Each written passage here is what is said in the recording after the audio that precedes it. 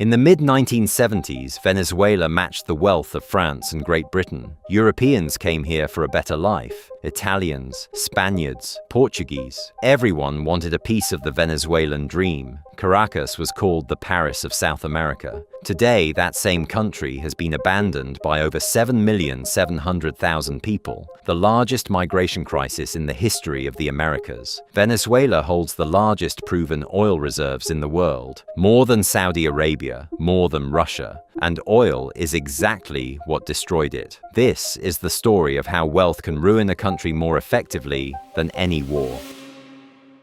To understand how Venezuela fell, you first need to understand how high it once stood. At the beginning of the 20th century, Venezuela was a poor agricultural country. Cocoa, coffee, cattle, nothing special. A country on the periphery of the world that nobody noticed. Everything changed in 1914. At Lake Maracaibo, the first drilling operations revealed enormous oil deposits. Not just a little oil, vast reserves that would eventually prove to be the largest in the world. More than Saudi Arabia, more than Russia, more than anyone could have imagined. Venezuela became one of the most important countries in the world almost overnight. For decades, petrodollars flowed into the country without stop. The government built roads, hospitals, universities. Caracas transformed into a modern metropolis of skyscrapers, highways, and luxury hotels. Europeans began arriving in Venezuela for a better life. Italians fleeing the poverty of post-war Europe. Spaniards and Portuguese searching for something better. Germans, Croatians, Poles. Everyone wanted a piece of the Venezuelan dream, and they got it.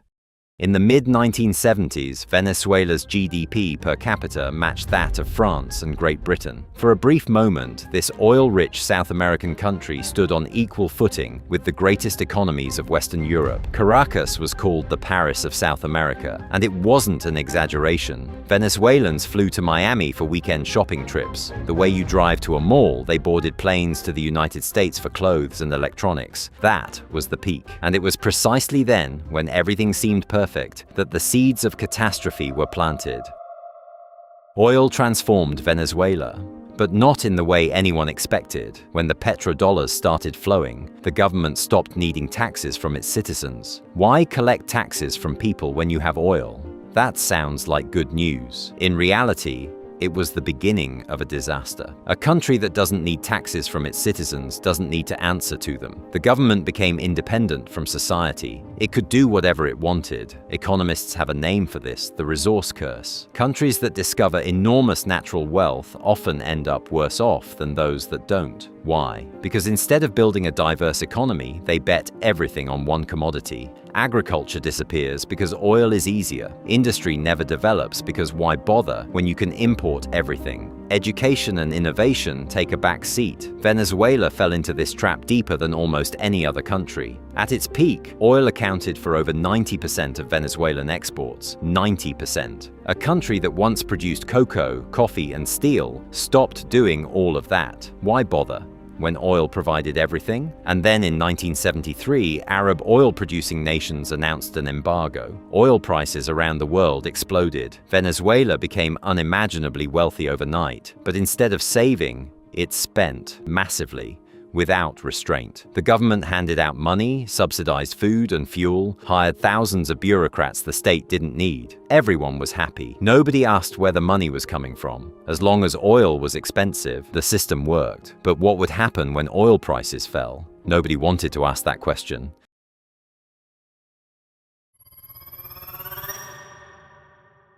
In 1989, Venezuela exploded. Oil prices had dropped in the 80s. The government had no money. It began cutting the subsidies that had kept the peace for decades. Gasoline prices went up. Bus fares went up. People took to the streets. What followed went down in history as the Caracazo. Several days of riots, looting, and violence. The military opened fire on crowds. The government's official death toll was 276, but independent estimates and mass grave exhumations suggest the real number may have reached as high as 3,000. In the middle of this chaos, one young military officer was watching it all and drawing conclusions. Hugo Chavez. On February 4th, 1992, he attempted to seize power in a coup. It failed. He went to prison. But his speech after the failed coup, in which he took full responsibility and said it was only for now, made him a national hero.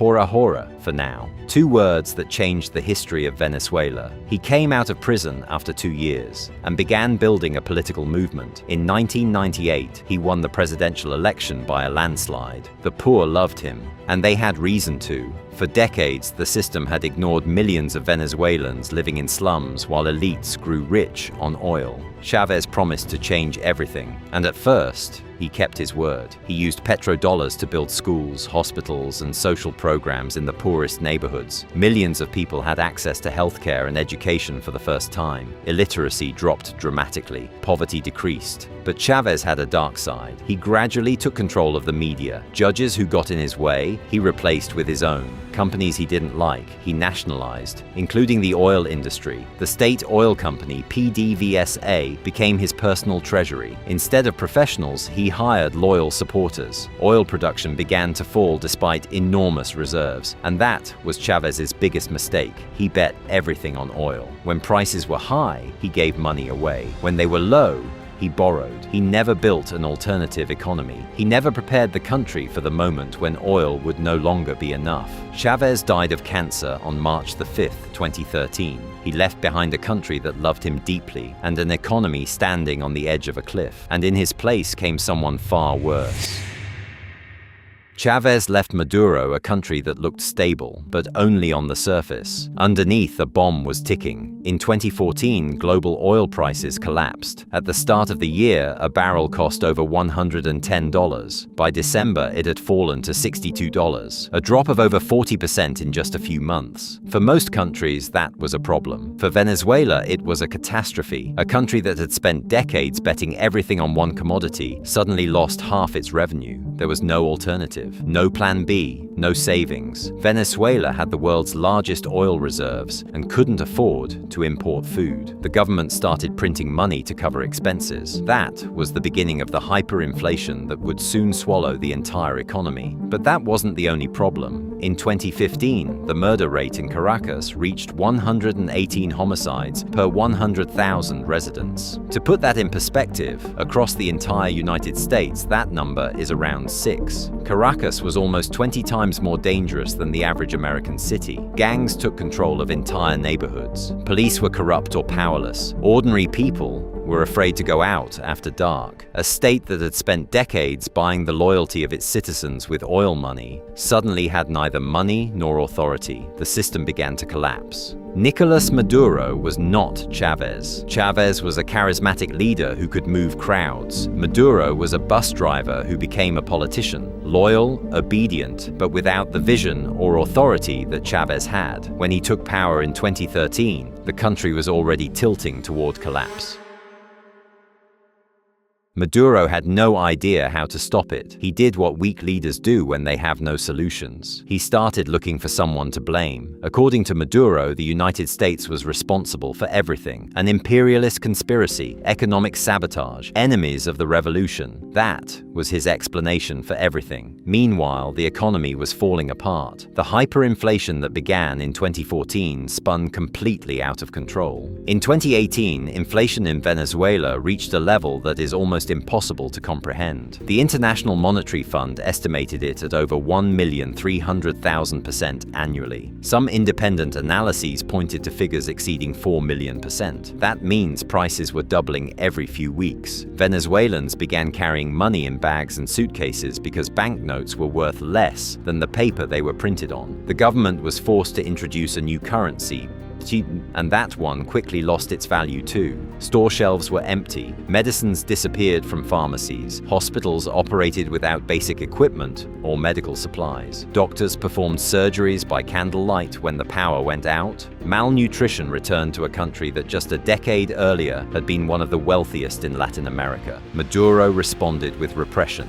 The opposition was persecuted. Journalists arrested, protests crushed by force. In 2017, mass demonstrations lasted for several months. The government responded with tear gas, rubber bullets, and arrests. Over 100 people died, and crime, already terrifying, reached a new level. Gangs known as colectivos operated in cooperation with the government. They terrorized the opposition, controlled neighborhoods, and enforced loyalty to Maduro. This was no longer just a state that was failing. This was a state that was actively destroying its own citizens.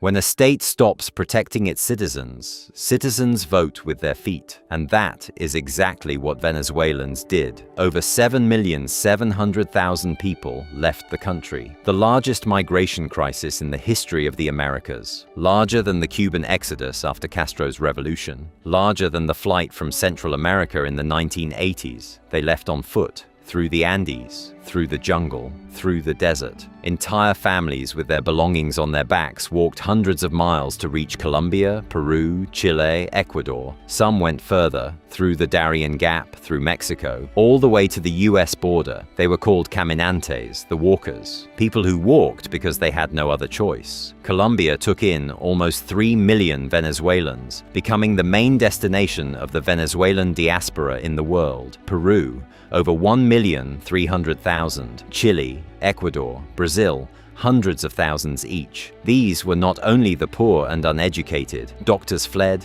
engineers fled, teachers, entrepreneurs. Venezuela was losing exactly the people it needed most to rebuild. Those who stayed, often because they had no means to leave, lived in increasingly desperate conditions. Power outages lasted up to 15 hours a day, water shortages were regular, the internet was censored, cell phones were tapped, and the colectivos, the same gangs Maduro used to suppress the opposition, controlled more and more public space. In some neighborhoods, they decided who could enter and who could leave. Venezuela became a country where ordinary life had become an act of heroism. Venezuela today is a shadow of what it once was. For over a decade, Maduro held onto power through control of the military, the colectivos, and fear. Despite sanctions, despite international isolation, despite the fact that most of the world did not recognize his electoral victories as legitimate. But on January 3rd, 2026, everything changed.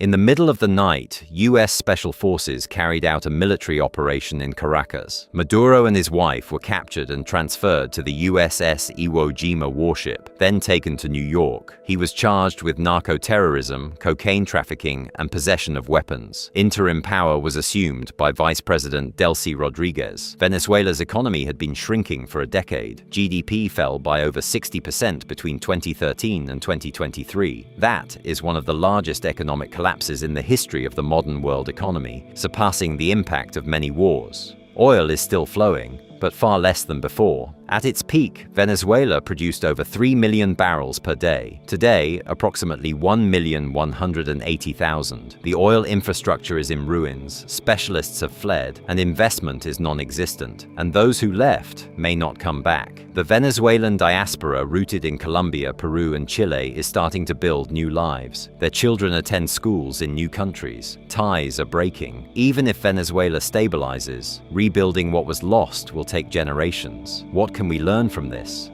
Venezuela is a warning, not only for countries rich in natural resources, but for any society that allows one person or one party to concentrate too much power. Chavez started with noble goals. He wanted to help the poor, and for a while, he did. But along the way, he built a system that had no room for oversight, correction, or change of course. Maduro inherited that system and took it to its logical conclusion. A country with the world's largest oil reserves cannot feed its own people. A country that 100 years ago was an agricultural backwater and 50 years ago rivaled Europe is today a symbol of collapse that the entire world watches. What comes next for Venezuela, nobody knows, but the world is watching closely. Wealth does not guarantee success. Institutions, rule of law, freedom of speech, an independent judiciary, these are the foundations on which lasting prosperity is built. Venezuela forgot that and paid a price that cannot be measured in dollars.